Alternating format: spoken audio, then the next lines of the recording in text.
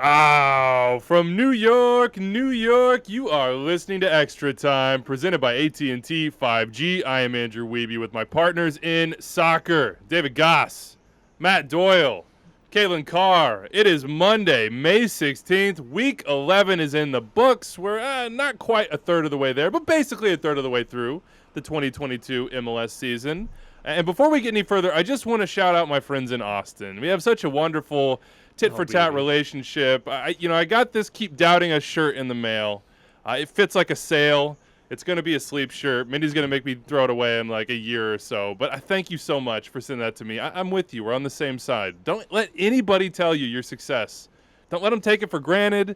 Don't let them say that it's too early to say that you're an elite team in this league. We're together, unlike David Goss, who is your curse. So I just know I appreciate you. And also, I have an extra shirt if you'd like a signed version of this shirt. I don't know if anybody would, but if you do, that would make my week. So I got two of them. I have two of them.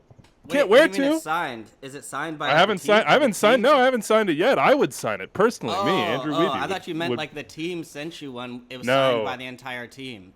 That would be even better. I can only dream of such riches. Kaylin, maybe one day my dreams will be realized in that sense. Yeah. But anyway, what are you gonna do if they turn around and they go to LAFC and they win this weekend? Take credit for it. How do you think this works? How do you think this works, man? That's how it works. All right, how we feeling? Ooh. Happy Monday. Sorry about that. Dave's got to get a drink of water here before he just absolutely tears me to shreds. I don't really understand. I think that you should no longer be allowed to say my name on this show. I think that's where we're at right now. You speak for yourself, and you keep my name out of your mouth. Whoa. Will Smith, back up, man. Back up. Stay off stage. All right, let's get into it. Coming up today on the Extra Time from the AT&T 5G Virtual Studios. Of course, the best thing we saw in Week 11, we're going to hit the 2222 Players of the Weekend presented by Body Armor. That's basically like the entirety of NYCFC's U22 signings. Another big weekend for them. We'll run through the big matchup out in the East. Philadelphia, Red Bulls. A fun Sunday. Seattle knocking off Minnesota. Big questions about the Loons. Dive into those. Atlanta, New England. Entertaining game there. What's going to happen without Buxa? Are Atlanta on the right track with their DPs? What track are Sporting Kansas City on other than the one into the basement right now? 7-2 loss for them against Portland. A lot of big questions about what comes next. And then some quick hits around the league, including FC Dallas. The juggernaut that is the hoops these days, and then into the mailbag as well. Let's give some credit here where credit is due, and that is to Fordina Shallowy Body of Walter. That's the name of the Extra Time Fantasy League winner. That's a great name. That is a fantastic I didn't deliver it as name. I didn't deliver it as well as I wanted to deliver it because there was just, phonetically it was difficult, but props to that. So Anders wrote in. Anders is the one that said this. I'm not saying this. It's through the mouth of producing Anders, quote unquote. So at least Sporting Kansas City got one win this week, and I'll remind Anders, who decided that the Open Cup doesn't exist anymore because the Sounders are out, that also Sporting Kansas City won in the Open Cup. So it's technically two wins. All right, best thing you saw in Week 11. Doyle, let's start with you. What do you got? The post games. We saw coaches and players just ripping their teams after bad to embarrassing performances. We'll start with Sporting Kansas City. Johnny Russell said he's embarrassed. Said it wasn't a professional performance. They lost 7-2. He annihilated his team, and he put his hand up as well. But he annihilated his team in a way that we see like maybe once every couple of years. Gary Smith, after another pretty disappointing Nashville performance, said a bunch of guys were nowhere near the task at hand. He all but subtweeted Akailoba, right? It was pretty hilarious to see him do that. Adrian Heath called out his team for Sunday's loss to see. They always lose in Seattle, but for Sunday's loss in Seattle, he called out their quote stupid errors. That's his words, not mine. This was incredible stuff. Like normally MLS post-game press conferences are pretty even-keeled. You say a lot to say very little. We had at least, I might have missed some. I didn't see what Phil Neville. I was going to say, but Phil Neville midweek after a win saying we don't deserve to move on, and the guys who want to play more are terrible. So there you go. Yeah, this is. This league is usually pretty milquetoast in the managerial quote department, but we had 3 or I guess 4 all-timers just in the past 96 hours. So I like that quite a bit. There was a very robust That's Wax segment last night between Charlie and I on MLS After Dark. We just had a lot to choose from. I believe I read the entirety of Johnny Russell's quote out loud, which we might yet do again because it is that incredible, and it basically paints the picture, in his words, what's going on with Sporting Kansas City. Dave, what do you got? I mean, sorry. He who shall not be named in a purple shirt, what do you got? Respect my agency. Thank you, Andrew Weeby. Mine's going to pull a little out of MLS, but I don't know. It's not very often that a friend starts a professional soccer team or semi-pro team. That's fun to watch. So 2 of my good friends, Matt Wolf, who many of you will know, he created the LAFC logo. He redid the Chicago Fire logo, Racing Louisville, Oakland Roots, all of those. He and one of my oldest teammates who I played with on the Port Washington Vipers before we were on the A team back in the day. Big Vipers guy. Good Vipers energy. Post-Phoenix, of course. They started a soccer team in Burlington, Vermont called Vermont Green FC. Their kits launched on Friday. They played their first game and won 4-0 on Sunday. They're building the team around, climate sustainability as well as climate justice for people. So I recommend, if you like good swag, you like good gear, search Vermont Green FC. Go buy a jersey, go buy a T-shirt, hat, all the things. Everything's made sustainably. Everything's done the right way. And if you're in the Northeast area, go out to a game. But it was pretty cool to be like, my friend talked about this. And then it's like, no, now they actually have players and a coach and a team and all that stuff going on. Which of the 3 kits would be your So I'm a cream collar guy. I love collars. So I go collar immediately, and then the cream collar kind of fits for me. So I'm probably, I've already ordered with my fiance away kits, but some of the T-shirts are dope. The hats are really good as well. So I don't know that tie-dyes and autumn leaf looks fit well on me. It's a lot of attention to the upper body, which is maybe unnecessary. The cream is complementary to your skin tone. Yeah, It's exactly. a good silhouette. Yeah. It's a good silhouette. Okay, Yeah. I appreciate that. Kaylin, what's your best thing from Week 11? I mean, so far, honestly, just these 2 gentlemen's choices so far. I love that. Very on brand. Like, Doyle just picking, MLS managers lighting up their own team. Just like, what's the best thing you had? And he's like, the chaos and all of the coaches just, lighting people up. And then Goss going full just... Hipster, baby. Yeah. Off league, not even in MLS, which is great. I need to get a Vermont Green. I need the tote bag so I can go to the Fort Greene. Orcas really support. Very on brand. The tote bag. Kaylin, did you ever get lit up like that by a manager? I mean, I'm not going to say called out by name, but did you ever get lit up like that publicly, where it's like you knew it was about you? A guy with the headband is just in. He's not in it. It wasn't in this game. No, I don't think so. I really don't. But I only missed the playoffs once. So, anyways. Ooh. Wow. Maybe Sporting Kansas City should drag Kaylin out of retirement. Maybe that'll fix their seats. Get a little talisman in there. All right, give it to us. What's the best thing you saw? I'm actually going to stick with my brand and go. Last week I did the same thing with the number 9s, domestic number 9s getting goals in MLS, and I just think for me, it's one of the most interesting stories. It's fun to watch every week, and it's continuing to develop. I think Doyle put out a tweet looking at it where it was saying, I think he said, you can't remember the last time that there's been 4 of the top 10 in the league at this point in the season that are domestic strikers. And I can't think of that either. It's very rare to see. Generally, I think maybe 1, maybe 2, but especially not leading things. And Jesus Ferreira, 2 more goals this week.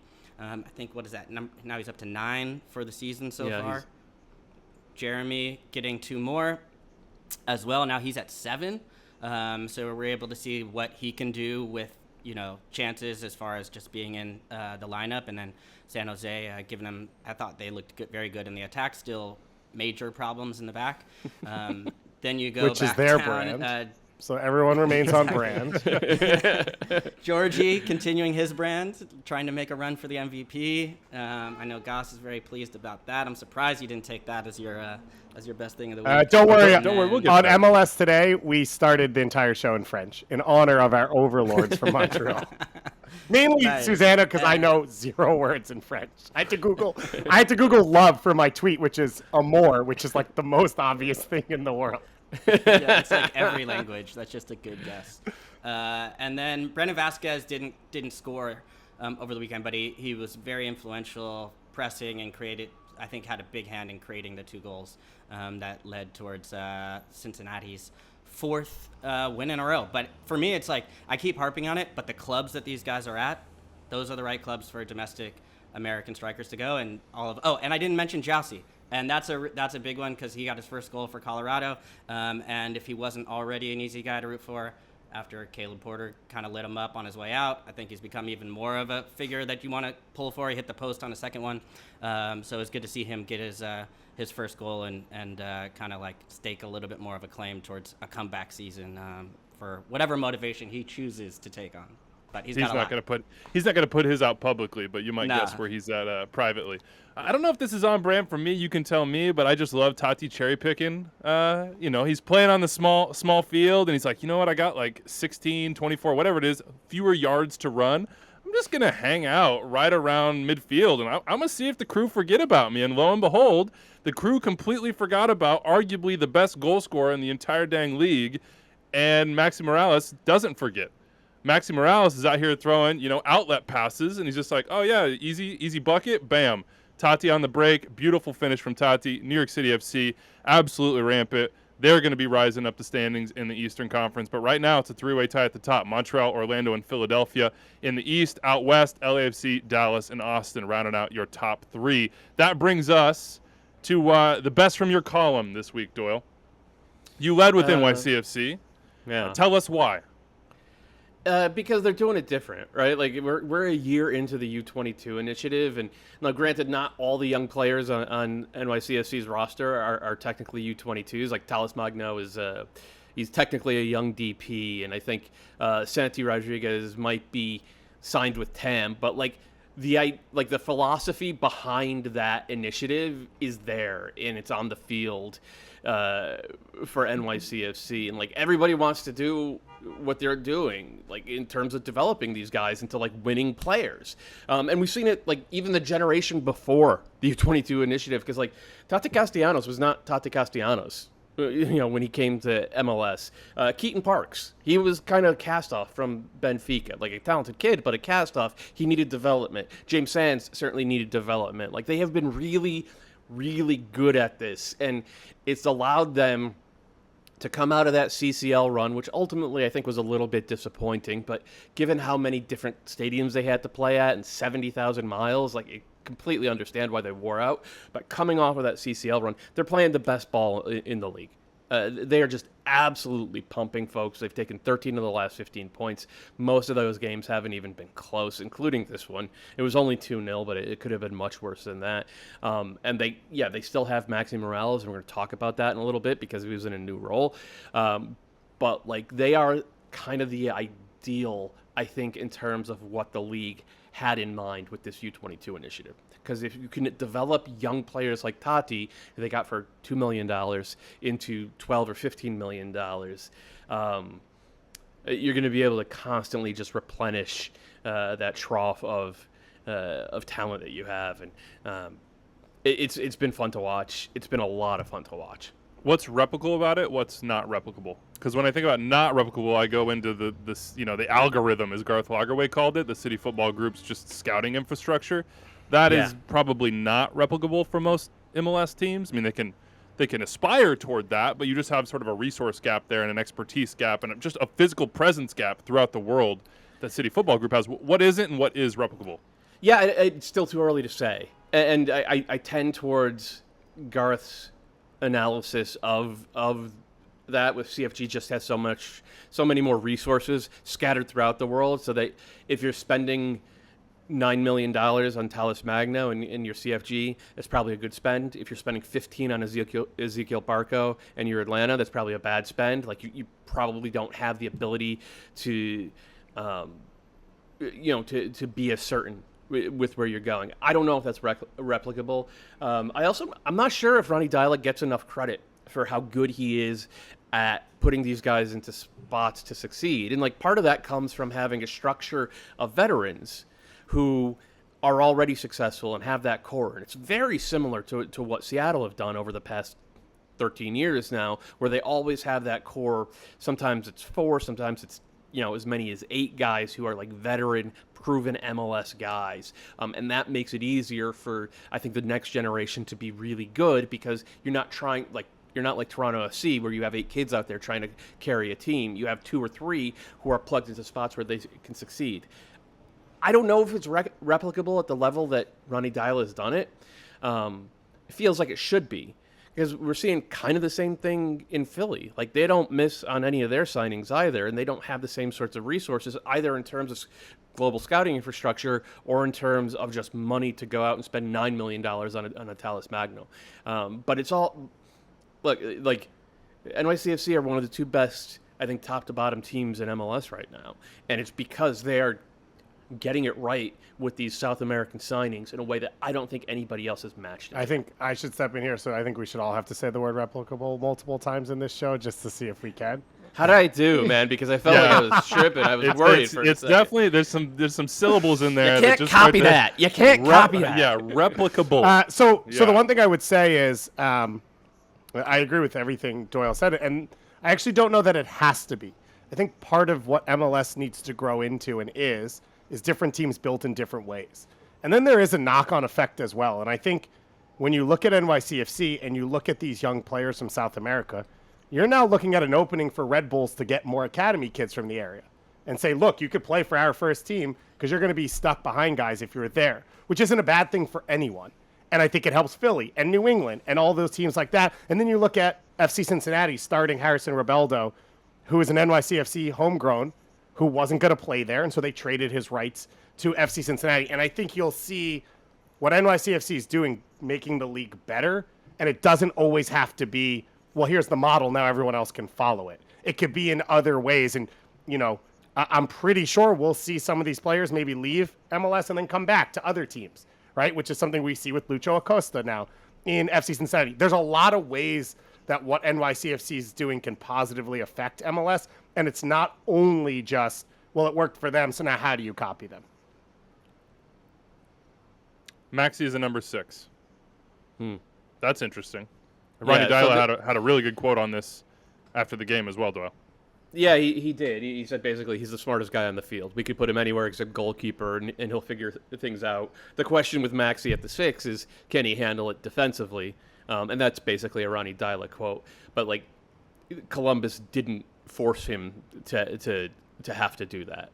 And this goes back to the U22 thing, right? This team, since Maxi arrived in 2016, 17, 16, I think, they have been dog meat when he hasn't been on the field. But he'd missed basically a month of soccer, and they were able to more than survive. They were able to thrive, really.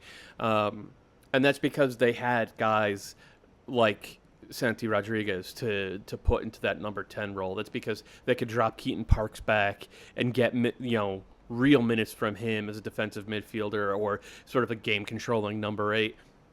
That developmental path makes it easier to survive injuries to key players, but also just transition into new eras. That said, when Maxi's healthy, you get him back on the field, and the most obvious place to put him, I guess, in this game was as a regista. So there he is. He's the NYCFC Pirlo. He wasn't great. He was, I think, pretty good.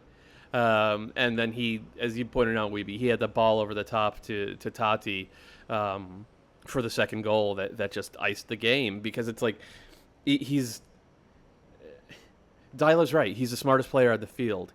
And even though he's playing a new role, he's smart enough to know, like, if there's not immediate pressure to me and, the opposing team's up the field, just look up, pick your head up. There's going to be space in behind, and obviously has the skill to play that ball and you put the Golden Boot winner in on goal, kind of like his chances. And know his partner. Just know that Tati's the sort of guy that's going to be like, oh, you're pushing forward on this free kick you took too quickly and you lost track of me. I'm literally going to sit at the midfield line and make sure I'm onside, because I know that Maxi Morales, or to go to these other guys, Santi or Andrade to a lesser degree, or Tyus Magna, who's shown really good vision, is going to know that this is I'm looking for it. I'm sniffing, man. This is where I want to be. Play me in. I'm gonna finish it.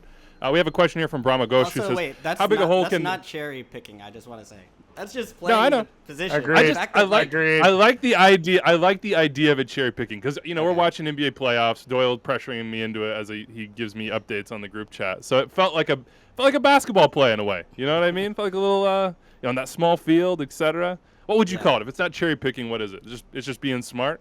Yeah, I think it's just playing center striker. Just standing at center mid and waiting for the ball. It's not your Yeah, I fault mean, the other he's- team isn't. It sounds defending. cool. It sounds cooler when there's a label on it. Like cherry picking sounds cooler. I would Brahma say Ghosh it's says, negligent on Columbus's part. And I've been in those positions where you're sitting there and you're like, oh man, like if this turns, and it almost never happens because eventually somebody turns checks their shoulder and is like, oh, that guy's still standing there.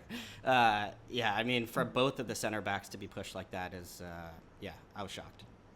So on the negligence here, Brahma Ghosh asks, how big a hole can the Crew dig and still have hope for a run that grabs the 7th spot in the last week of the season, as appears to be the plan this time around? Right now, the Crew in the Eastern Conference are 10th. They're only 2 points out of 7th, 13 points. It's pretty packed up in the East from like last place all the way to, you could even argue, 7th.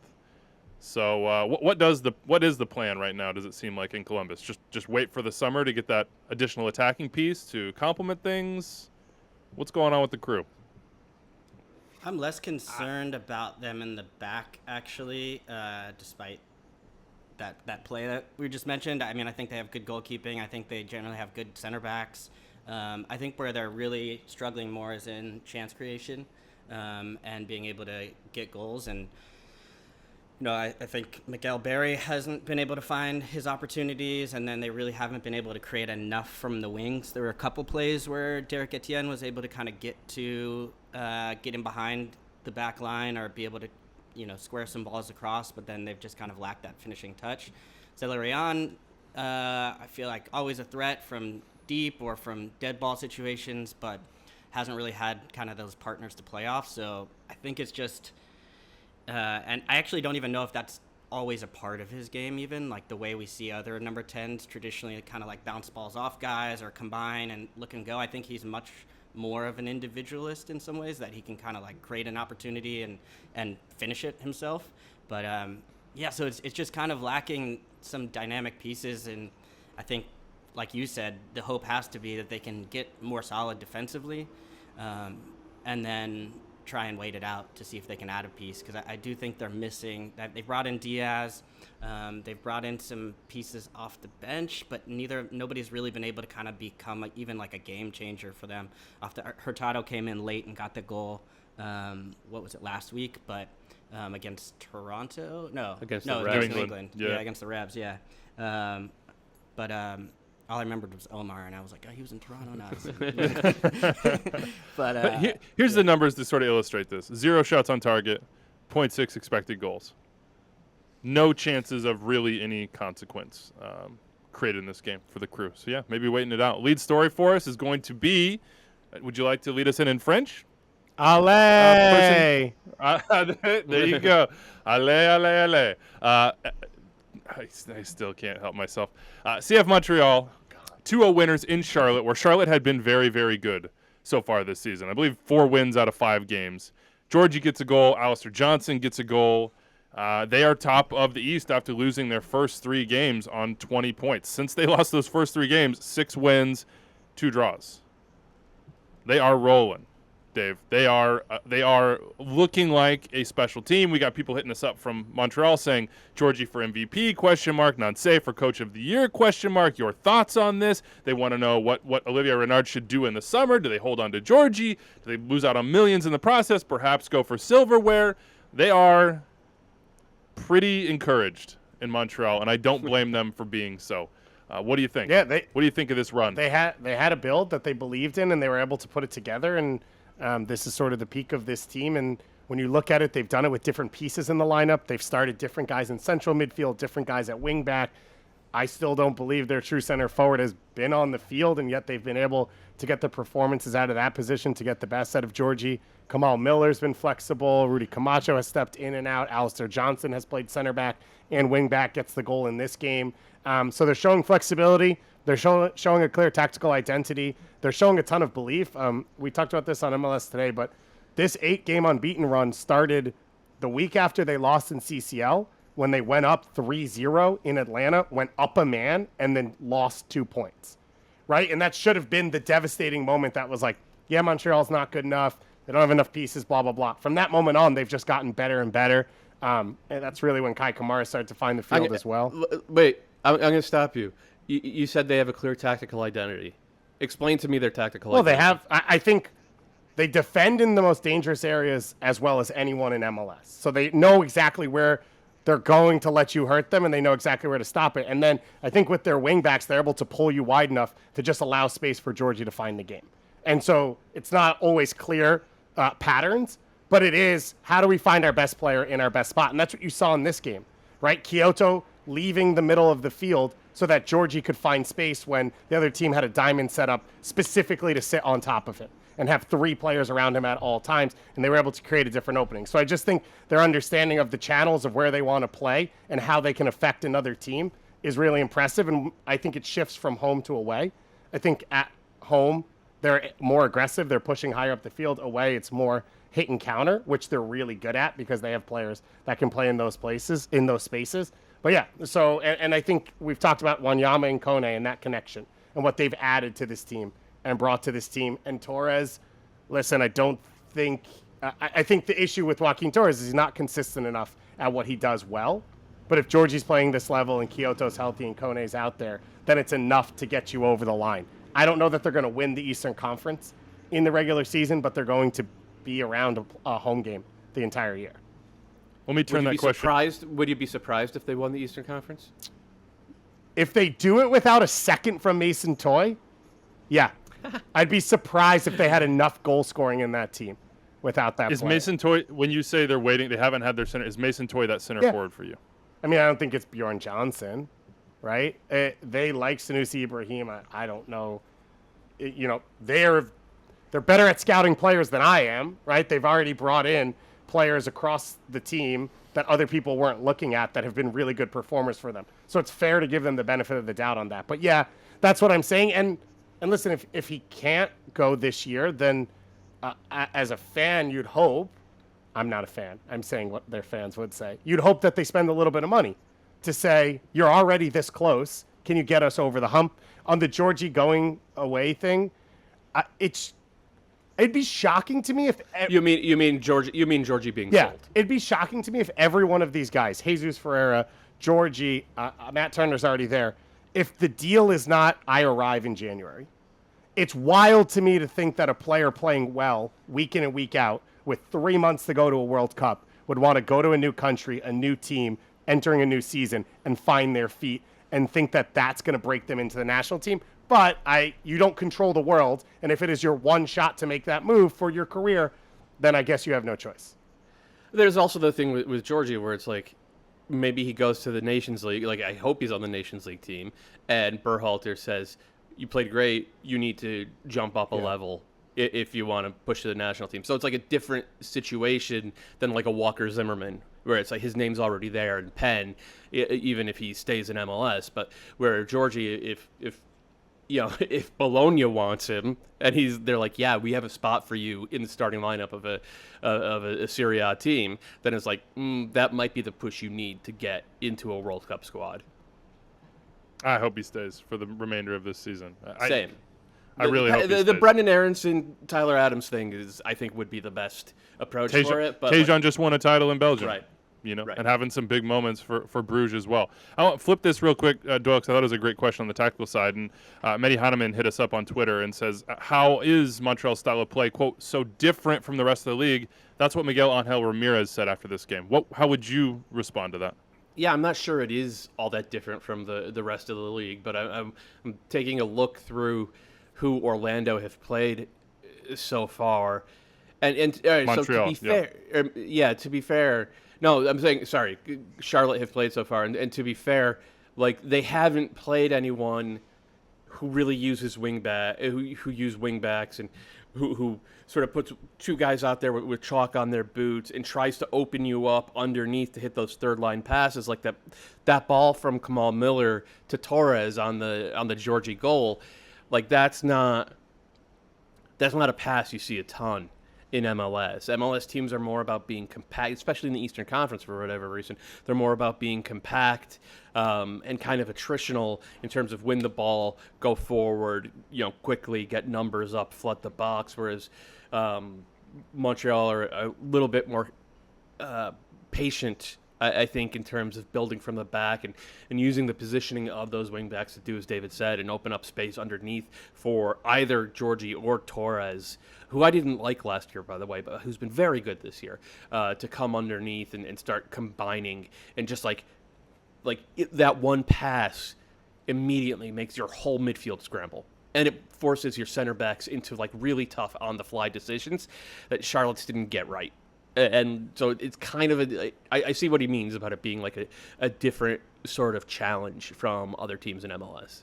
Michele Giannone is one of our favorites on this show. We don't have to say that. He's just great energy, great dude. He's been doing his MVP updates every single week. Right now he has Georgie number 1. He has Carlos Gil 2, Lucho 3, Jesus Ferreira 4, and then Driussi's dropped down to 5. Kaylin, walk me through a Georgie MVP campaign. Could this happen? Yeah, absolutely. I think it could happen. I mean, if you look at if they finish in the top, if Montreal finish in the top 3 even in the East, I would say, and he gets 15 goals and 12 assists or somewhere around there, 15 and 15, I feel like he would have a great shout to do that. Just because I think I think the MVP discussion often comes down to what would you do if you take this player out of this team and where would this team be at?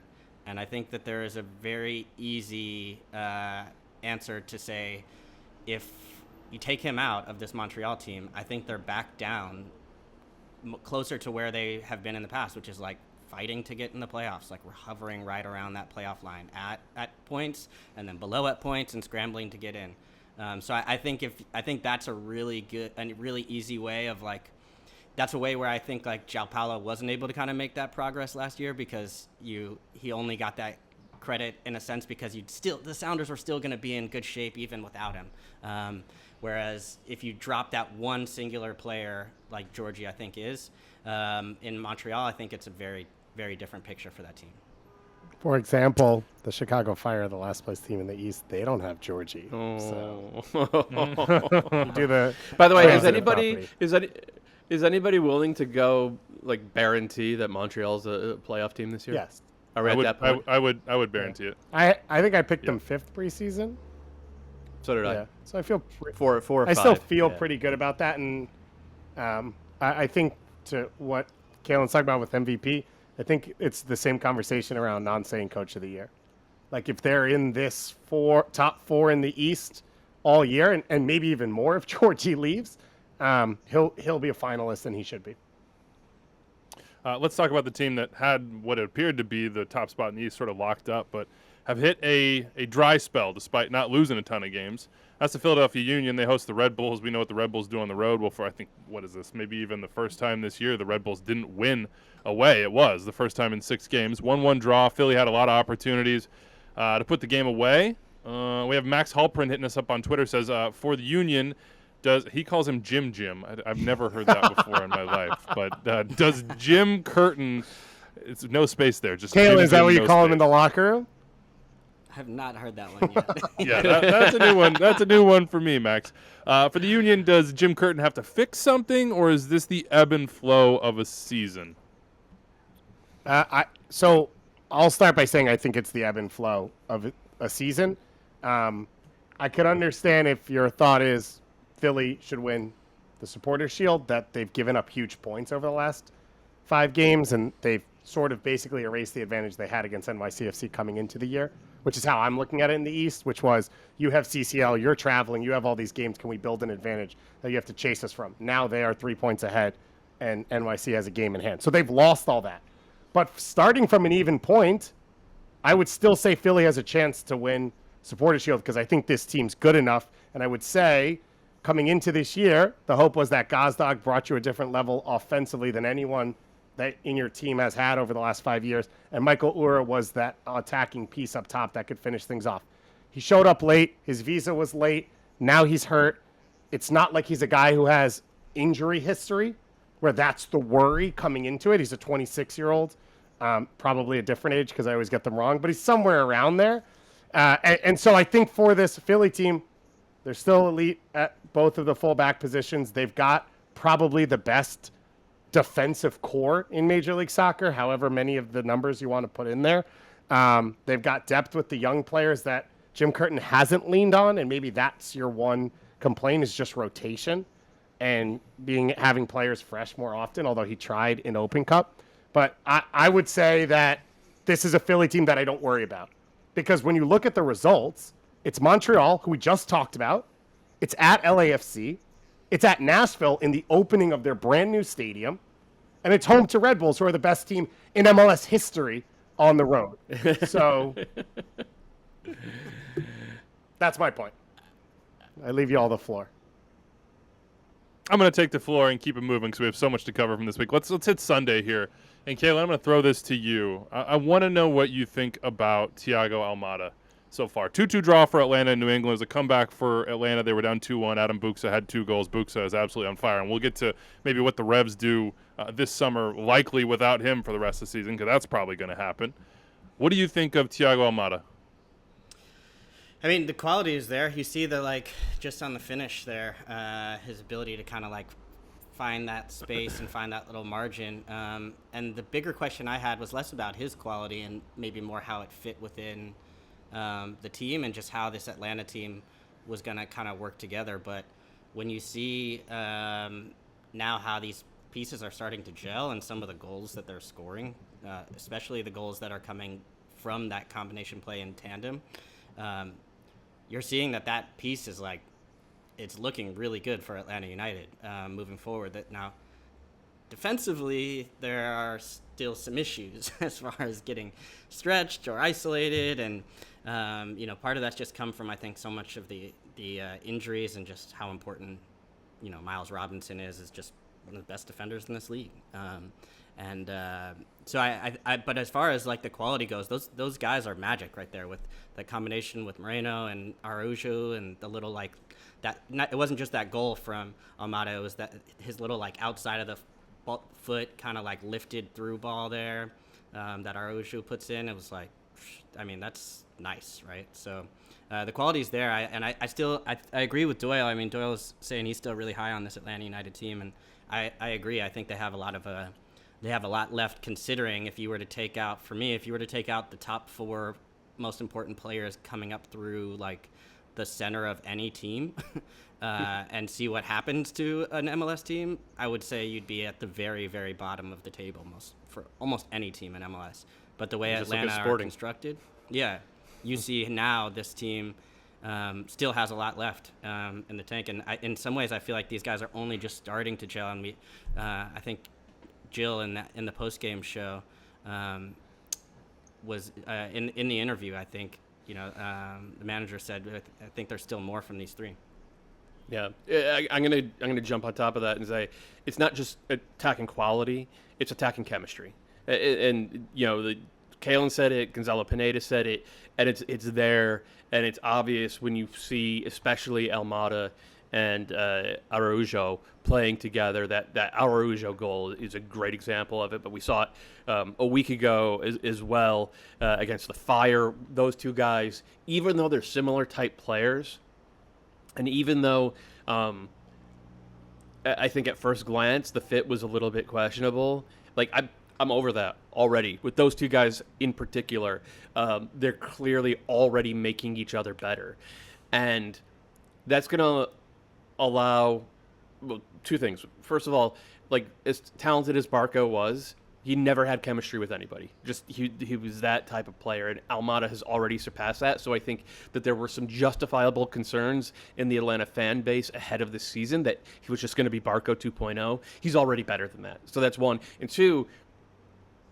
going back to the Union discussion, they don't have the talent out there. I mean, maybe when Aura comes back, it'll change, but they don't have the talent out there to brute force wins, to just go out there and win because they're more talented than the team they're facing. Atlanta, even without Guzan and Robinson and Joseph and Ozzy, they still have that. Like, they're going to be able to score 2 or 3 goals against most teams just because they have so much skill to put on the field, and that skill is actually finally amplifying each other in the attacking third. So it's like he and Almada, I think, is the biggest reason for that. Tom Bogert and I did our 22 under 22 sort of preview a few weeks ago, and we didn't have Almada in that top tier with guys like Mbaki Fall and Gaga Slonina and Jesus Ferreira. We had him like a half tier below that. I think if we were going to do it over again right now, I would argue for Almada being a top tier, that type of guy, because he's looked it for the past 3 or 4 weeks now. Is Santiago Sosa injured? This is a random aside. He's been dealing with injuries. But he's also been a liability when he's been on the field this year. He just doesn't cover ground. Yeah, I'm just like thinking about how you replace Ozzy. I'm like, well, they go back to they being Gonzalo Pineda loves Rossetto. So that's one spot, and now you've got Franco Ibarra and Emerson Heineman back and all those other pieces. So I don't think he's a given even when healthy on the field. I mean, I get that. We just go at the U22 signing side of things. I'm like, well, what happened there? Question for you, Dave.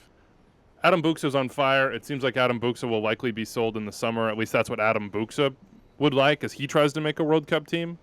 We've seen a lot of transition issues, like transfer transition issues for the Revs here, and that's what happens when you have a wildly successful team. Your players become in demand, and the Matt Turners of the world and the Tejans of the world leave, and all of a sudden you have to change and adapt, and sometimes it's not that smooth. What happens if Buksa leaves in the summer? Should that be like a pressing concern for Bruce in New England, or just like a nice problem to have? Isn't that what they signed Josie for? Yeah, but yesterday they got a point in Atlanta just because Adam Buksa and Carlos Gil were on the field. There wasn't really much else to explain that and got them there. He's got, 6 goals in 6 straight games. I think they're in trouble when he leaves. And that's sort of a decision they're going to have to make as a club of what are we trying to do? Because this might be his peak value, but also that probably closes your window at being an MLS Cup favorite or whatever you want to call yourself. Now, they could do it. It's the playoffs. Things can happen. If Gustavo Bo comes back and plays the way he did last year, they're probably okay. And as Doyle said, that's why so much of that was playing off Buksa. Well, that's why they signed Josie, right? Josie's a guy who, at this stage of his career, I think, sees the game well enough to create the same openings for Gustavo Bo, because that's what he did for Javinko. Like, that's what he does at his best, is he occupies center backs. He picks up the space because he knows where he should be. He's easy to play off of. He's an intelligent passer. Like, he should fit in there pretty well. I don't think he'll press and open up the field as much as Buksa does, because Buksa's 23 or 24, because, again, I don't know. It's 25. Is he really? Oh, no man, way. Ages Brutal. Ages are the stick in our bicycle spoke on this show. We just cannot get those right. I feel a little bit, but it's like there was a lot of should in that Josie conversation. Yeah. And when I talked to Josie before this season began, I was really encouraged. I thought that, Josie's got a new life. He's feeling that new life, but man, we haven't seen it yet. And I think that's got to be a really big concern. So the only reason I'll disagree is because he hasn't played soccer in a year and a half. And you're always gonna have to ramp him up. And the point was to be ready when Buksa leaves, not to be ready now. For the same reason, there's a 22-year-old Serbian goalkeeper sitting on the bench.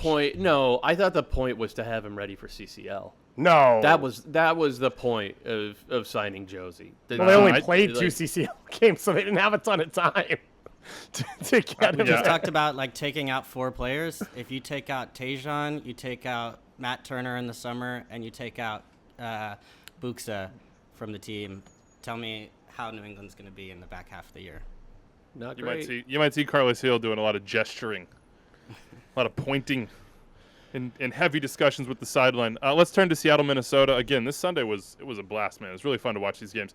3-1 Seattle with the win over Minnesota. They were down 1-0 at halftime.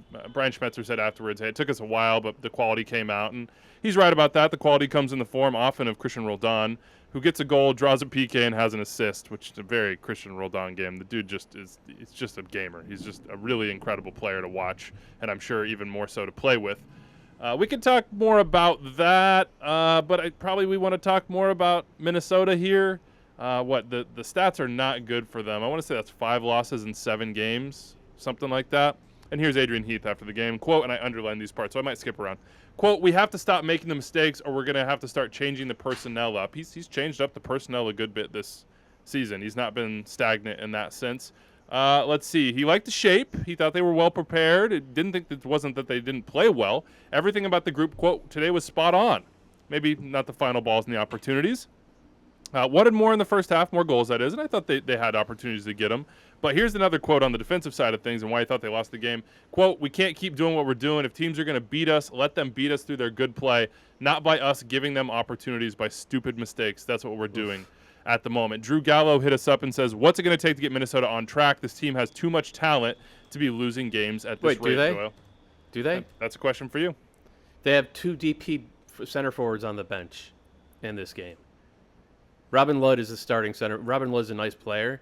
He's your starting center forward. Is he top half of the league center forward? Fragapane has been nothing on the wing this year. Babello is amazing, but he's not playing at the same level he did last year. Kervin Arriaga, nice player. I don't think he's best 11. I don't think he's an all-star caliber guy. Will Trapp is not an all-star caliber guy anymore. I don't know if any of the defenders are all-star caliber. If it wasn't for Dane St. Clair, who has been the best goalkeeper in the league by a mile, maybe the most important all-around player in the league this year. He's been that good. You should be on Michele's list of MVP candidates. This team would be hurt real bad. Oh, we got a siren too. That's bad news for Minnesota. Anytime a siren pops up, bad news. Always. So I don't think there's anything wrong with the way they play. I actually, I wrote about this a bunch in the column. Adrian Heath has he's not going to change his formation ever. He loves a 4-2-3-1. That's fine. But they were like a pure counterattacking team 2 years ago. Last year they were a pressing team, but they would very distinctly press in the middle third, try to get into those instant transitions. They did that. They played really well. They created a lot of chances. They didn't finish them, but if you look at the underlying numbers and go back and watch some of those games for Minnesota last year, they were playing ball. They were playing really good soccer. They just couldn't finish. This year, okay, the team can't finish. Let's press higher. Let's create more chances. Let's get our guys into positions to just walk the ball on the net sometimes. And that, I think it's the right call to try to do that by Adrian Heath, but it's not working with the talent he has. It's not. Their wingers do not create chances. They do not find high-level chances. Ludd creates a lot of havoc with his movement, both defensively and in attack, because he's always pulling out to the wings. He opens up space for guys to attack the center backs. But none of those wingers take that space and turn it into goals or assists. Babello's an amazing classic chance creator, but he's not the type of 10 who's going to burst into the box and score 15 goals. So it doesn't line up with the talent at hand. So I think the premise of that question is actually flawed. Because the premise is, with this talent, they shouldn't be a team like this. I actually think with this talent, it's about right. Because it's mismatched. The young guys don't improve. And other than Babello, there's nobody on that roster who makes in attack. There's nobody on that roster in attack who makes the guys around them better. And that's a real problem. And that's a massive difference from what they had 2 years. Do you remember 2020 playoffs, that team? It wasn't just Babello. How could we forget? Hot boy, baby. Kevin Molino, Ethan Finley on the other side. Ethan Finley, he's not an all-star this year, but he's always going to stretch the field. He's always going to put the back line under pressure. He could cross the hell out of the ball. He's fast as hell, so you got to respect him. You can rely upon that, and just having that out there makes the team around him better.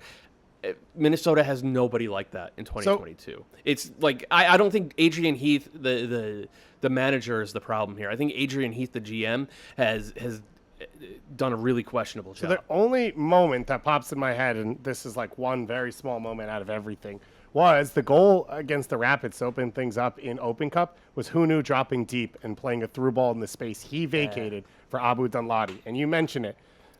Robin Ludd, Frogapon, they're all goal scorers off the wing. And it seems like you went and found a center forward who can be a creator out of that center forward position. And then you signed a second DP center forward like 3 months later and buried him on the bench. And that's the only piece to me that makes more sense. Also because Ludd's just better on the wing than he is up top, just because he gets in more comfortable spots and he is a very good player. That's the only thing. But you also have lost Montaner for the year, or he has not played yet this year. They obviously lost Chase Gasper as well. So you've lost some of the width that comes from those players. Traded Chase. That was a choice. That was a he was unavailable to them for 6 to 8 weeks. That's fair. That part is fair. You're right. He was not with the team. So they've lost 2 pieces that were really strong pieces to their team that they, rather than shift things, have just been like, well, O'Neal Fisher can do the same thing. It's like, well, there's a reason that guy doesn't start in MLS week in and week out. Yeah. So I think a lot of that's been pretty frustrating to watch. The other thing I'll just add was there weren't any stupid mistakes from Minnesota. Like Nuhu whiffed on the cross for the goal they scored. How are you complaining about the stupid mistakes? The first one is just good job from Christian to charge into the box, and I think who was it? Will Trapp wasn't able to kind of recover in time. The second one is just an absolute banger from Christian, just turning so well and just I have smacking no it. idea how he put that much power on that ball. By That the was way, insane. And then the last one's in transition, where it's really well worked from Seattle. They were just super smart, where they were holding and didn't actually try and go for the third goal until it actually became clear and appeared. And then they took their chance really well where Ladero comes in. But I honestly just thought, to go towards Doyle's point of, which I thought was spot on about the roster construction and the really just there was a talent gap between Seattle, where you were just able to see with Rusnak and all these different players on Seattle. They just had a much stronger team. I do want to say I missed it in my favorite moment of the best thing I saw in Week 11. One of the best things I saw, undoubtedly, was pregame. Rain is pouring in Seattle. They've got the CONCACAF Champions League trophy out there, and Adrian Heath just does a little walk up just to see it, just to check out the trophy, just to see what it looks like. That, for whatever reason, that was a moment that I enjoyed. By the way, Jeremiah Osham putting out a bunch of numbers basically on what the Sounders look like when they have 7 or 8 of their top players, and they look like a 2 points per game team and like a team that's going to rise right up the Western Conference. They're gonna start stomping a hole in people in the same way that NYCFC in Montreal did as soon as their CCL run was over. Like this is going to be the normal. Well, they have to make it through the Ligia too, right? Yeah, exactly. We wondered if Nico Ladero was even going to be on this team. Nico Ladero's got 7 goals and 5 assists. Like his finish. Think they didn't start the game very well, No. and then with Nuhu's error, I think this was one where if you do come out of CCL and you have the Dallas result and then you have a second one that goes poorly, you can find yourself in a little bit of a rut. So I think especially from Christian, I thought it was like they really needed somebody to grab the game, and like the way he did it was Christian, but he can influence the game in so many different ways, Yep. right? And I think that was on full display in this one. We got to move off the Sounders. Sounders is having too much fun. He's giving us, quote, players drafted over Christian Roldan in 2015. Dude, remember when Clement Simeon got drafted by TFC and no one had heard of him and no one knew where he lived or who he was, and then he never came? That was a tight pick. Nailed it, TFC. Okay, let's go to Portland Sporting Kansas City. Touchdown Timbers, 7-2. Yikes. Sebastian Blanco looked really good. There's a lot, there's a lot of Portland players that look good in this game. 2 goals, 2 assists for Blanco. That's nice to see. I'm just going to read this quote from Johnny Russell. And I would cut it and do different things, but I think in its totality, it's important to hear it, and it really explains a lot of what's going on with Kansas City right now. They had a pretty good first half, actually. The 7 goals didn't come in the first half. I think they had only allowed 1. They did pretty good. Here's this quote. I don't have the Scottish brogue. I wish I did. We have Bobby here. We'd get Bobby to read this in his accent. But quote, we spoke at halftime that we had done some nice things in the first half and that the next goal was massively important. If we got it, then we really felt that we could have gone on and won the game. Then we let them score in 45 seconds, something like that. Then it's just an absolute capitulation after that. To concede 6 goals in one half of a game is, and I'm trying to choose my words carefully here, it's not even embarrassing. It is so far beyond that. It's just a complete disgrace as a professional, individually and as a team. That second half is so unacceptable on so many levels. Generally, I don't even know what to say, honestly. I've never been as embarrassed in my whole career. I've had some low times in my career, but this is number one. Already this season hasn't been acceptable. Just pathetic, really, in the second half. Not good enough. Actually, and this is really the calling card here, actually, I'm embarrassed to call ourselves professionals.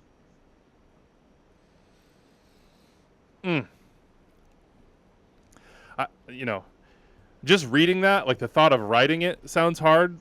Saying it, live in sort of repetition. I mean, there's a lot. That's my MVP right there, by the way. He got a goal. So, I mean, actually, I think I took him in the Golden Boot draft, so I got a goal out of this. A lot of people hitting this up. Turner Hess, how can you see Kansas City turning things around? And if the season is not salvageable, what would you want to see to give us some hope for 2023? And no, Polito and Kinda alone don't fix everything. Jeff Tuba says, what does it take for a change to be made at the top? If winless in 7, giving up 6 goals and a half doesn't do it, what does? Something has to give. So there's a lot of questions here about what Kansas City does going forward. I think it's fair to ask about Peter and the team at this point. I know I sort of dismissed that earlier in the season, but we're probably at a point here with this sort of performance that, in a lot of cases you would see coaching changes made. But obviously Peter he's everything on the soccer side for Kansas City, and again, rightfully so. But there's got to be some self-examination for Kansas City. So I wonder what you guys think about the examination that should happen, whether they can salvage things for 2022, and if they can't, what do they do? Because in the NBA, this would probably be a tanking situation, right? It would be like a go for the top draft pick situation, a play the kids, a move assets, salary cap wrangle sort of Johnny situation. Johnny Russell would be ring chasing, demanding a trade to the Union or something for like that. For a 2027 pick swap and a 2031 right. option. We're not there yet with MLS. I don't think we'll ever be there just because of the nature of how soccer is. I don't think there's any hope for 2022. I was pretty down on the talent on this team heading into the season. And what hope I had for them came from, my confidence in Peter Vermees's ability to figure it out. I think he will figure it out eventually. It's just not going to be for this year. They're not good enough. I think he needs to rebuild the midfield. He's got a lot of guys there who look like backups to me, and that includes Roger Espinosa at this point. Like, age has caught up with him. He's not the guy that he used to be. And by the way, that's not Roger's fault. It's not Graham's fault. It's not this. There needed to be a transition moment for them to become lesser but still important pieces that aren't like the crux of your success. Right. And that's not happening. That hasn't happened. But now it's going to be forced upon them. So there are no starting caliber defenders on that roster either that I've seen. The silver line, I should say, the other thing is that Tim Melia has had a great career. He's one of the best stories of the past 8 years in MLS, coming from Chivas USA, pool keeper, and all that, to a guy who I think should have been semi-regular in the national team picture for about 5 years there. But he has had a nightmare season. He is at his age, you have to wonder if that is just Father Time won another battle. So the hope would be that, okay, turn this roster over, Hopefully Cam Duke can prove to be a starter at one spot or another, whether it's right back or somewhere in midfield. Hopefully Felipe Hernandez can be sort of a Roger Espinoza type, ball-winning terrier in central midfield. Hopefully they can, one of the imported younger center backs can be the type of guy who you're like, all right, yeah, this is a guy who's going to start giving us 2,500 minutes a year. That's where the silver lining is. But I think the next two or maybe even 3 transfer windows are going to be about completely rebuilding this roster. And I give Vermes credit for holding on with the guys who did so many great things for so long with Sporting Kansas City, but this was 1 year too long for that. I just think so. Just to push back slightly on your whole thing, Weeby, Pulido and Kinda would help. Like they are 23rd, I think, in chances created. I didn't. No, say you just that. said That was I in the don't think tweet. it fixes everything. They're a playoff team with That those. was in the tweet. Yeah. Oh, yeah, that was in the sorry, tweet. Mr. Yes. or Mrs. or they Twitter. It's Jeff Tuba. I disagree with Maybe it's somebody else. I don't know. Senor Tuba. Pulido is an elite player in MLS. They spent a bunch of money. There isn't really an MLS team that can afford to miss 2 DPs and still be competitive. But outside of that, I think to Doyle's point, Ndebe and Volodare should just play every minute for the rest of this year. That's sort of what you use this for. Find out what you have Chizonis next year. Chizonis Sonis as well, Cam Duke as well, Felipe Hernandez as well, Ozzy Cisneros. And I've said this a couple times. They obviously hit a grand slam in the draft with Roger and Beasler and Zusi. And that was the core they built. And Peter Vermes and the ownership of this club has invested in the academy, and I think with the belief that the next core of their team would come through that. We have seen nothing at the first team level from the academy, and I don't know if Gianluca Busio, I push back you on either. Gianluca Busio would be the pushback. Caden Pierre is one of the guys that actually looks like he could be Jalen Lindsay came through the academy too. Okay, so you're talking about a player that they recruited at 15 and then sold. You're talking about a player they traded in Jalen Lindsay. And I think that's where we're getting at the issue, which is the transition into the first team. There is clearly issues there. So whether it's the IDP program they've set up, whether it's the lack of the second team challenge for them, whatever it is, that has not worked. And I think that's a step that they need to figure out. Peter Vermes talked about regions on the Football America show during the Open Cup Goalcast, where he's like, we don't have as rich a region. We went out and got Busio, North Carolina. I don't really buy that in the U.S. Like, all the populations in all these areas are bigger than what it is around the world. You can find a player or two if you are good at what you do. So that's been a frustration, I think, for me in terms of watching them. I will say, just hands down, it's still Peter Vermes. Like, people have bad years. Teams have bad years. Things fall apart. Pulido gets hurt. Kinda gets hurt. That happens. That doesn't mean he's lost his touch with the league. Doesn't mean he's lost his touch with what he can do for KC. If you want to talk about having more people in that club that can say no to him or maybe push back or have other opinions, that's probably valid. But MLS teams just aren't robust at the first team level anywhere, not just in KC. And there's a lot of people I would push back on that and say there's a lot of people within that organization that have the wherewithal, have the relationships to make it a collaboration. I think it very much is. Brian Bliss is there. Kerry Zavagna and Peter have been together a long time. I don't believe that Kerry can't look at Peter and say, hey, that's not it, man. Like, but are you talking to 3 people who have the same philosophies and ideas, and that's why they're in the room? Yeah, today? okay. That part of it is fair. By the way, Cam Duke is a homegrown. Felipe Hernandez is also a homegrown. So I see your point. I definitely agree with aspects of it. There have been some success stories, but the transition hasn't been right. And by the way, it wasn't just those 3 guys in the draft. It was also guys that they used to flip for resources.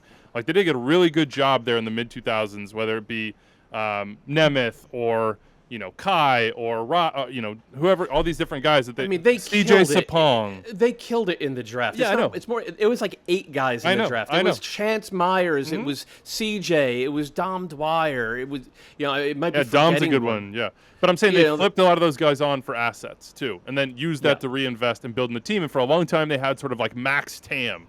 They weren't big spenders on the DP side, but it was max TAM. We have a lot of people asking about Vermes and the job. Wait. And what I would say... Well, we mentioned the tanking thing. Do we think someone comes in and tries to get someone off them and that they would make the move? AKA, does Charlotte try and drop the $2 million in allocation from Paul Arriola on Johnny Russell? I think it'd be crazy not to. At least for you should pick for the Charlotte for pick up the phone for a team that's one piece away, for a Union, right? Or maybe Montreal. If we're thinking like a team that could be the Galaxy badly needs something from the wingers. Like Johnny Russell would be a really nice fit.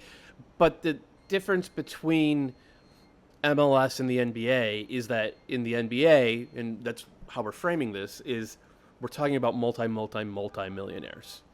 With MLS, it's a different ballgame in terms. So you're talking about uprooting people's lives, and there's a vastly different cost of living between going from New York to Kansas City, as somebody here might be able to explain. So there are more personal variables and all that. But like certainly, if you're Peter Vermees and you have that conversation with Johnny Russell, and it's like, look, the Galaxy are calling. They feel like they're a piece away from the championship. We're going to move in a new direction, try to get some players in. Can we make this work? Does this work for you? Like, it absolutely should be a conversation that is had. Oh my God, I would definitely never entertain that question if I were supporting Kansas City, just because you've got the one guy that, like, to me is at least showing some fight and some heart on the team, when literally most of the team seem to completely just give up. That would be decapitulation, right? That you would be saying. But that's what tanking You'd be is. acknowledging. I know. That's what it's now, and Open Cup will be what they go What's the benefit of that in MLS? It's not like you're going to get, like, is the number one draft pick that important in MLS? Like, no, but if you get $2 million worth of GAM and you open a DP slot and you clear out $1 million worth of salary cap, like right. that's 20% more of your entire salary budget with one guy. Go get a Johnny Russell. Maybe, but he's also 32, right? Right. So they will need to do that at some point. The question is, do you get something for him or not? Yeah. I made this argument a few years ago with Piatti, right? And this was when Columbus badly needed a goal-scoring winger, somebody who could create something off the wing, and how Montreal badly needed a starting caliber center back. And my suggestion was Lalas Abubakar for Ignacio Piatti, because where Montreal were in their build at that point was it was a build over. Piatti was not going to be part of the long-term answer for them. And where Columbus was like, we need one piece to push us over the top. And Montreal fans screamed bloody murder. Well, Piatti got old, got hurt, faded away. They lost him for nothing. And I understand, this is people's lives, so you don't want to... it's tough to talk about players like assets. But sporting directors have to think about players like assets. The best do. It's a blood, you have to be ruthless. Also, can you change the game on that and say $500,000 for a loan to the Galaxy and say to Johnny Russell, listen, we know you live here. We want you here. We are not competitive this year. This will help us buy Kinda down and bring in a DP center back. Someone's got to do something new at some point. I agree with Kalen that it's a really tough sell to your fan base too. Yeah, that's a part of it in MLS too, right? Like, you can't just have. Is there a case where we've seen a team just fully throw it out and try and rebuild from that sense? I also think it's antithesis to what Peter Vermees represents in a lot of ways too. Of just uber competitiveness, of wringing the absolute most out of a team, out of a system, out of a spend, and that being a point of pride, of identity. So that would be a huge thing. We're really pushing on. By the way, we'll do Portland on the Power Ranking show tomorrow, probably with Chris. As a Knicks fan, I just want a tanking team in MLS to really just do the thing. This is it makes me feel comfortable. It's a confluence of a lot of things going on right here. As for the Peter Vermees long-term situation, I really... A couple points on that. There might not be more trust and more sort of reliance between an ownership group and a manager/sporting director in the league than in Kansas City. I mean, Peter Vermees has always been that guy. When Kurt Anolfo got let go and he was the head of the soccer side doing all the signings, the ownership group looked at him and said, we need you, Peter. We need you on the sideline. We think this is going to work. If my memory serves correct, Peter wasn't chomping at the bit. I mean, we all know what happens with managers in professional soccer. your job is not forever. Well, he did it, and he brought unprecedented success to this team. He brought a decade of glory. He painted the wall a ton, and he built out this huge soccer structure at which he is the very, very top. And, in a lot of ways through his eyes, but he also has some really capable lieutenants. But what I'm saying here is that, like, the soccer side of Sporting Kansas City is Peter Vermees.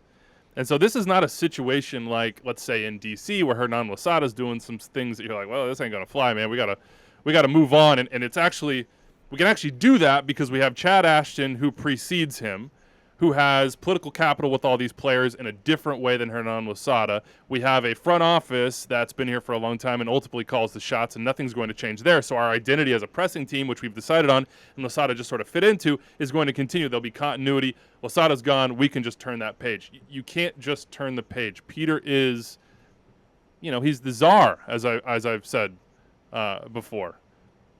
Everything trickles down from him, and I just don't see this ending in an ugly way.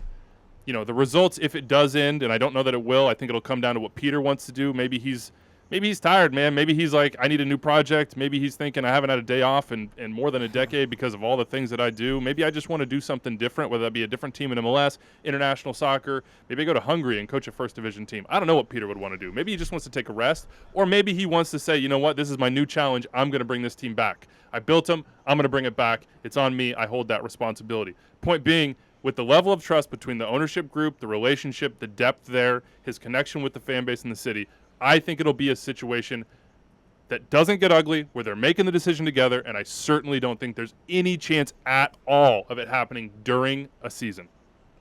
No way. I would say Zero be careful chance. what you wish for, because if you move on as a club or you make a decision like that, and I'm not saying it's close either, because I really don't think it's close. I don't think it's close at all. At all. It could take a long time to recover. Polito being out, I think, really damages their top end. They made a big splash to really go after that. Kinda being out, they need an elite six. I think that's something that they just haven't had to kind of protect them in a while, even at some of the pieces that they've made in moving, even Ilie, you see the success elsewhere. And then the back line, I think, more than anything, has really been a trouble spot for a while now that they haven't been able to solve. But if you get those pieces back, and I think this team could make the playoffs next year. I really don't see it being organizationally in a really dark, messed up place. I think they would say probably they need to re-examine some of the things that lowered the floor, and those are some of the signings in the back. That's that midfield that you're talking about. The ceiling obviously got dropped down when they lost 2 DPs, but the floor to me is a bigger issue, and that goes to what we're talking about with the academy as well. Like, how do you get more from the players that keep you from being in the position you are now, where, as Johnny Russell said, you're embarrassed to call yourselves professional? It's going to be a sort of a soul-searching week for Kansas City. I believe they host Colorado midweek. There are 10 games midweek in MLS, so fire up ESPN Plus. Let's keep moving. We're going to have to run quick here to get through it here. Anybody have big thoughts on FC Dallas? 3-1 winners against the Galaxy on the road. Jesus Ferreira, 2 goals. Doyle, I think the number you've been throwing around is open play goals allowed by Dallas, by the Galaxy, and Dallas sort of ripped that to shreds. Yeah, it was 0. Or it was 1, rather, and they scored 3 in the first 23 minutes. Nico Estevez kind of changed the system for this one. Dallas has been a little ponderous, I think, even though they've been winning or getting good results for 2 months now. They've been a little ponderous, I think, over the past few weeks. And he changed up the system. I think he brought Paxton Pomykal into the center a little bit more, because one of the big rotations was him flaring out wide to open up the half spaces, and just played a lower line, and we're constantly sending runners in behind. Just constantly sending, inviting the Galaxy upfield and saying, we're fine with having 40%, and we're just going to annihilate you, getting into space. And, man, that was the right call, because Dallas feasted. Jesus Ferreira is so tough to keep track of. His movement, before the play even really starts to unfold, it feels like he sees it. And his movement is just a nightmare for opposing back lines to keep track of. And same with Paul Arriola. Velasco has not been the bolt of lightning that it looked like he was going to be at the start of his MLS career, but he's still been pretty good. and then everything else just seems to be clicking for Dallas. Like, this was, I think, their best win of the season, and they've had some really good ones. As for the Galaxy, one of the things that I think people were hoping for was that Efra Alvarez would take a step forward this I was year. hoping. We heard it in preseason. Yeah. And you can see he does look fitter, but he sees the game so slowly. He doesn't just play it slowly, right? He actually sees it unfold really slowly. So for a guy with his skill and comfort on the ball, he actually doesn't create a lot of chances because he misses the window for when to play that killer pass or when to combine and take space. So that's one. And then two is, they're still getting absolutely nothing from the wingers. Like, Douglas Costa had a goal this weekend, but it was a set piece and was already 3-0. He has added absolutely nothing, and he kills attacks because he just wants to dance on the ball. Cabral does everything right except the final ball, whether it's shot or pass, is almost never there, and it all falls on Chicharito. Now, Vanny said in the postgame, like, okay, we understand that we're not going to be able to win every game 1-0, and it's a process to get the guys to where we want them to be. But, like, I have not seen any progress from Efra or Cabral or Costa. And for a team that in a lot of other ways looks like they're ready to, if not necessarily compete, then, be pretty good, having your whole three line on a 4-2-3-1 give you nothing, that's not tenable. Can I just throw in for Dallas two things? One was their big question marks coming into the year for me was the durability of Hedges and what they do without him. And Martin Pais is only on loan till June. They've gotten now wins with Jimmy Maurer in goal, and in goal, FRI started this one with Hedges, started in place of him last game, and they've been good in both games as well. That's a really good sign for Dallas sustainability.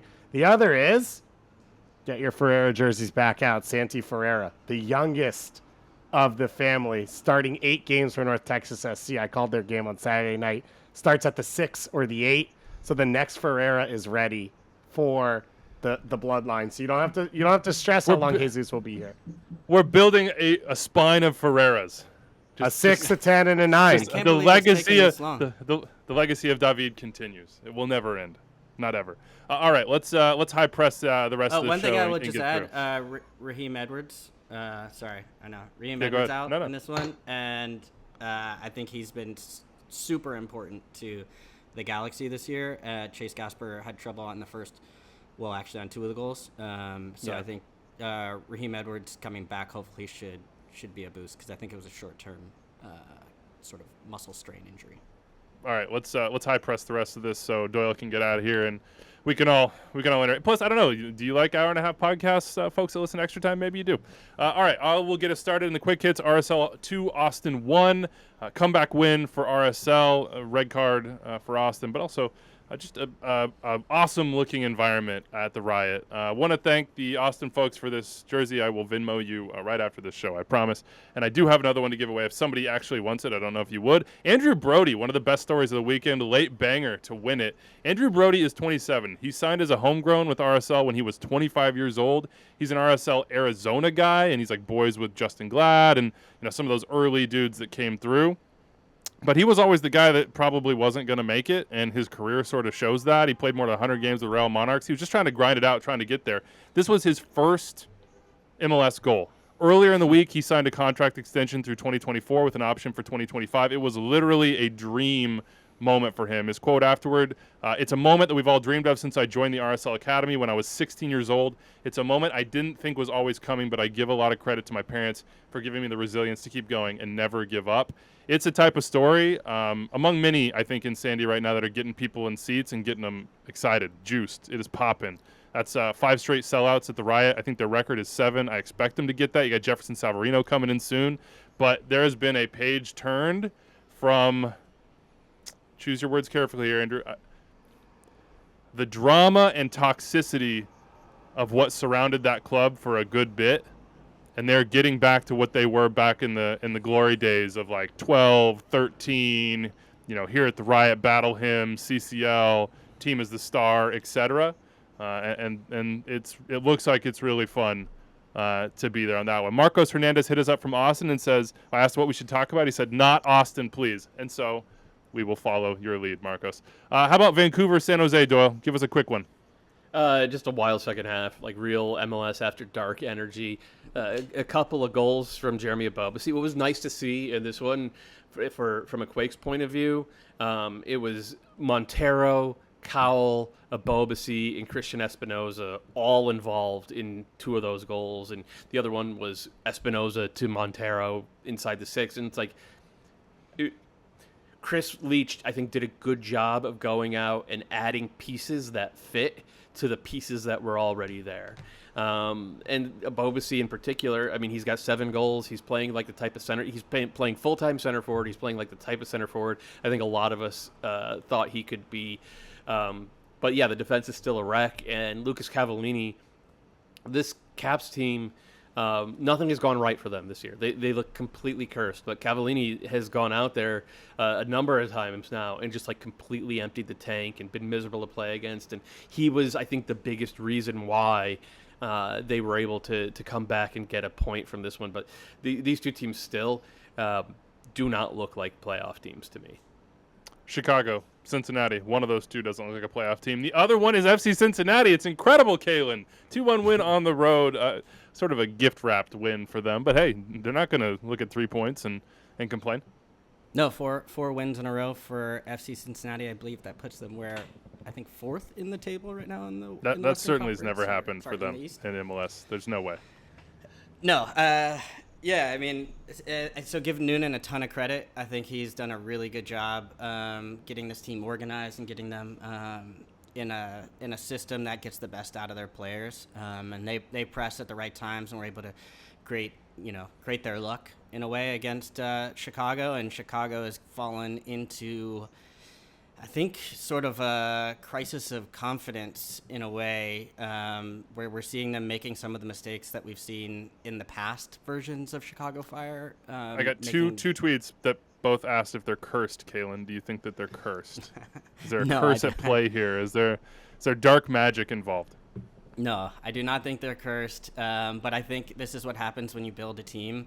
They had gotten really good results early on from being really defensively sound, but after a certain while where teams figure out how you can play and how they can pressure you, honestly, if you can't get a real release, that's where we've seen Chicago run into some things. And then as I mentioned, the crisis of confidence, I think Slonina, can do better on the second one.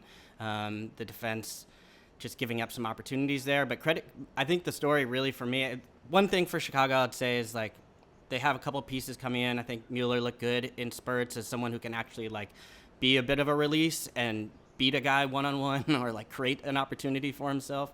So that's a positive, but I think the story really is more about Cincinnati right now and like the way that they're able to stack wins on tops of wins. It seems legit. It doesn't seem like it's something that's going to be fool's gold and then turn around the next week and it's 4 losses on the bounce or anything like that, like we've seen in the past. When they've had good moments, it seems more sustainable from what I can see. Let's talk Colorado LAFC, Dave. This one's for you. Robin Fraser said he is, quote, so effing proud of this team. He wasn't too happy about the Open Cup delay and then the return home. But a 2-0 win against LAFC. 2 PKs in this one. We can listen to our analysis of that on Instant Replay presented by Cheez-It on YouTube or the truncated version at MLSsoccer.com. What'd you make of this game, this win for the Rapids? Yeah, it was an awesome performance for the Rapids to show that they are one of the top teams in the Western Conference again. Remember, they got smoked by this LAFC team to open this year. They lose in CCL. They lost that Open Cup game as well, so you kind of have the full experience. You have less than 48 hours to travel back, and it wasn't even worth it in the end where you're not moving on to the next round. They rebound. I think we're seeing the best of Diego Rubio with Giassi Zardes out there and him just being able to find the game, be goal dangerous when he wants to, but find the game, create for people as well. I thought Jonathan Lewis should have made it 3 or 4-0 at some point in this game, which is the story. But with Giassi Zardes on the team, it's 3 or 4-0 and not 1-0, right? Like the result didn't hinge on what he could do. They got Wilson back as well, which is huge for this team.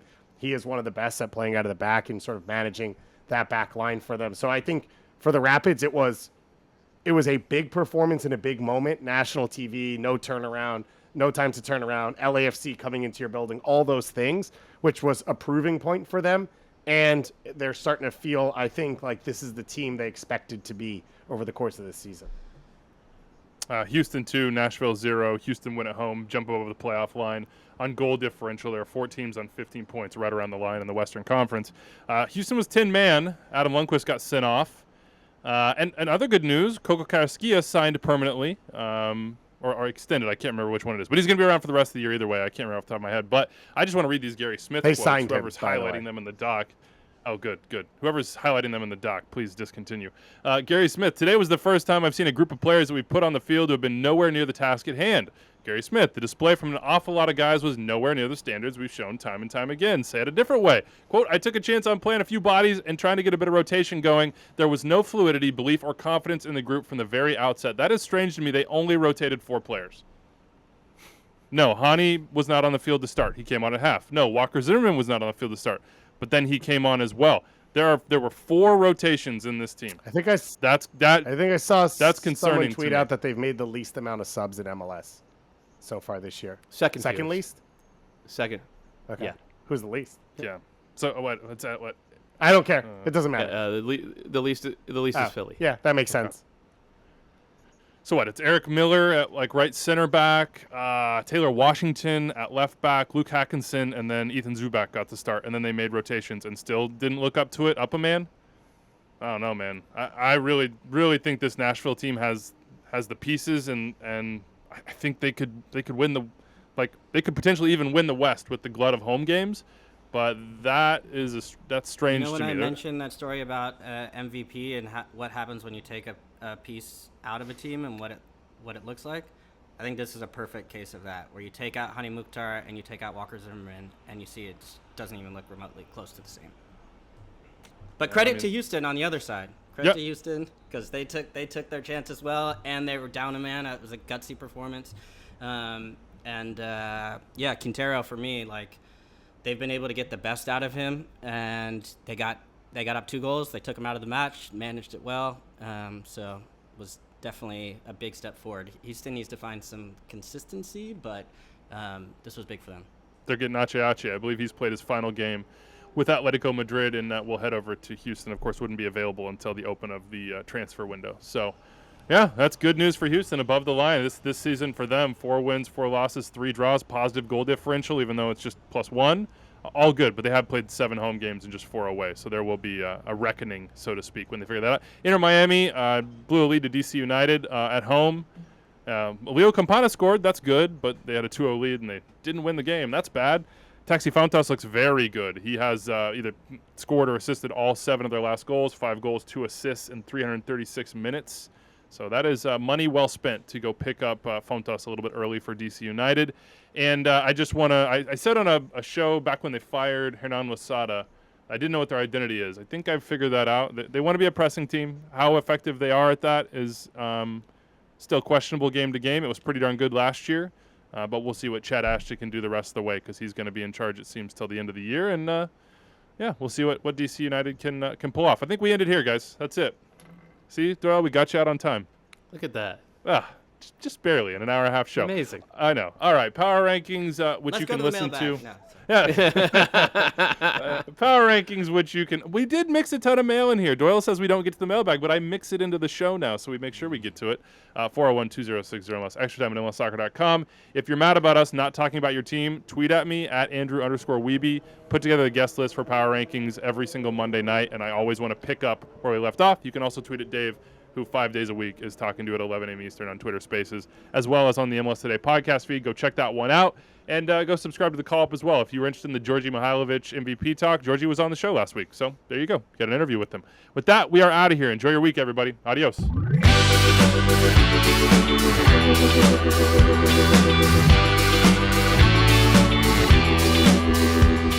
Congratulations, you made it through more than an hour of extra time. That means you love the show, and if you love the show, you probably want more episodes. Click right here for more episodes of Extra Time, and here to subscribe to the MLS YouTube channel. Thanks for following along.